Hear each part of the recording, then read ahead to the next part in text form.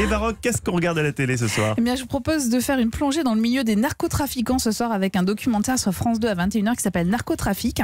C'est de la French Connection des années 50 au cartel mexicain contrôlé par El Chapo. C'est un documentaire passionnant, raconté comme un polar par Laurent Delahousse et rythmé par une galerie de personnages truculents, flics et voyous, comme Laurent Fioconi, un Français expert en production de cocaïne, et qui revient sur sa rencontre avec un certain Pablo Escobar. Vous arriviez, dans la première pièce, il y avait 200 ou 300 personnes pour passer jusqu'à son bureau. Quand je suis arrivé, il était en train de s'amuser avec une fille. Il m'a fait attendre 2 heures. Je suis arrivé presque envie de me lever et de m'en aller. Mais comme c'était un peu trop dangereux, j'ai attendu. Mais c'était un mec normal, hein, jovial, il rigolait, c'était un mec très sympathique. Très sympathique, Pablo Escobar, sympa, dont vous Pablo, allez découvrir les images de son immense hacienda au Mexique entre luxe et démesure.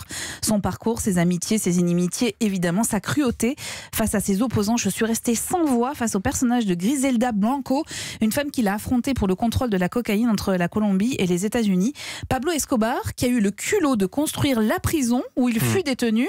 Description des lieux par un de ses tueurs à gages. La cellule du patron avait une cheminée, une cuisine. Elle avait aussi une salle à manger, un bureau, une garde-robe, un jacuzzi. Il y avait des billards, un gymnase et il y avait même un terrain de football. Notre plus grand luxe, c'était un chef qui nous servait une nourriture délicieuse. Il y avait aussi beaucoup de femmes, des reines de beauté. Il y avait même une petite discothèque où on pouvait boire de la bière.